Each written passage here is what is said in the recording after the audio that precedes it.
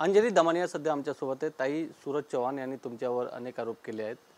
त्यांनी सांगितलं तुम्ही सुपारी घेऊन काम करतात, काय प्रतिक्रिया? आत्ताच काही माध्यमांवर मी सूरज चव्हाणांनी जे ते बोलले ते ऐकल्यावर इतका संताप झालाय की त्या सूरज चव्हाणांना जर थोडीशी जरी अक्कल असती तर त्यांनी त्यांच्या नेत्यांना विचारलं असतं, अजित पवारांना, भुजबळांना, प्रफुल्ल पटेलना, सुनील तटकरेंना सगळ्यांना जर विचारलं असतं ना की अंजली दमानिया खरंच सुपारीवर काम करतात का रिचार्जवर फालतू जे त्यांचे डायलॉग होते त्याच्यावर काम करतात, हे जर त्यांनी ऐकलं असतं ना त्यांच्याच तोंडून तर त्यांना जरा कदाचित कळलं असतं की किती सिद्धांतांवर आम्ही आमचं आयुष्य जगतो। ही असले फालतू स्टेटमेंट्स ना ते का करतात? कारण महिलांनी राजकारणावर बोलू नये, राजकारणात येऊ नये आणि आमचे जे वाटेल ते धंदे चाललेत ते चालवून घ्यावेत। पण मी वॉर्निंग देते, अजित पवारांना देते, त्यांच्याबरोबर त्यांच्या पक्षातल्या ज्या महिला नेत्या आहेत, चित्रा वाघ आहेत, रुपाली चाकणकर आहेत, त्यांनी याच्यावर उत्तरं दिली पाहिजेत। आणि विरोधी पक्षाच्या नेत्यांना पण मी विचारते, सुप्रिया सुळेंनी पण ह्याच्यावर बोलावं, प्रियंका चतुर्वेदींनी याच्यावर बोलावं की असे हे जे डायलॉग्स मारले जातात ते राजकारणात थांबायला नकोत का? असले जे खालच्या दर्जाचं जे बोललं जातं, आज जर कोणाच्यावर आरोप केले, आज मी जे म्हटलं अजित पवारांवर ते त्यांच्या कामावर म्हटलं, त्यांनी केलेल्या कृत्यावर म्हटलं, पर्सनल असले वाटेल ते ॲलिगेशन्स ह्याच्या पुढे मी खपवून घेणार नाही। सूरज चव्हाणांनी त्याच्यावर माफी मागावी, अजित पवारांनी त्याच्यावर स्टेटमेंट द्यावं, दिलं नाही तर मला पुढची कारवाई काय करायची ती मी बघणार। मी काही त्यांच्यासारखं ते नुसतंच डिफेमेशन केस नाही करणार, यांना मी कृत्यात सोडणार नाही, एवढं मात्र माझं त्यांना प्रत्युत्तर नाही म्हणायचंय, मला त्यांना वॉर्निंग द्यायचंय।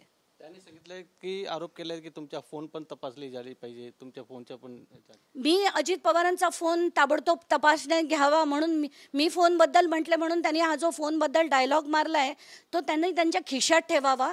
माझा फोन अगदी कोणीही कधीही हवा तेव्हा घ्यावा आणि हवं ते शोधावं, कारण we have nothing to hide like your तुमचे जे उपमुख्यमंत्री आहेत ना अजित पवार, ते जे धंदे करतात ते सगळ्यांना जनतेपुढे येतील आणि आम्हाला कधीच आयुष्यात कधी काही कशाची भीती नव्हती आणि कशाच्याबद्दल आम्ही कधी घाबरलोही नाही।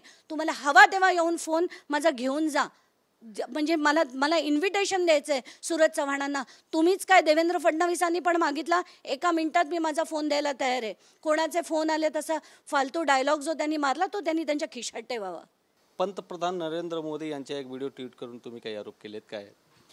कसं आहे की पंतप्रधानांनी आत्ता या लोकसभेच्या निवडणुकीच्या काळात 2 इंटरेस्टिंग भाषणं केली होती। तर पहिलं मी आधी ट्विट केलं आणि खरं आहे असं लिहिलं त्या ट्विटवर। मला असं वाटतं तुमच्या माध्यमाने ते सगळं दाखवायला हवं आधी ट्विट।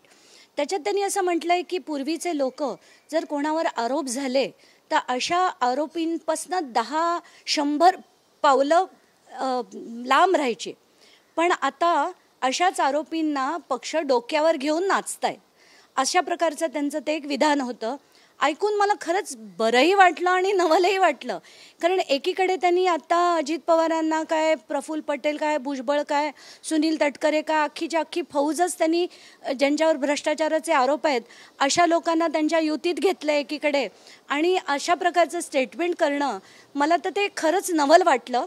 आणि त्याच्या पुढे जाऊन त्यांनी नंतर आणि एक वेगळं विधान केलं, त्याच्यात ते म्हणतात की मी कोणाला खाऊ देणार नाही आणि ज्यांनी पैसे खाल्ले आहेत तर त्यांच्याकडनं मी ते वसूल करून ज्यांचे पैसे ते खाल्ले त्यांना मी ते परत देणार।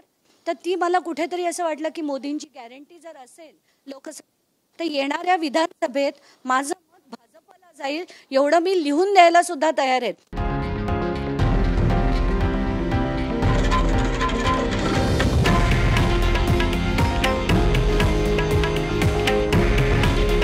हे आहे देशातील नंबर 1 न्यूज नेटवर्क आणि आपण पाहत आहात TV9 मराठी। काळजी तुमची, हित महाराष्ट्राचं।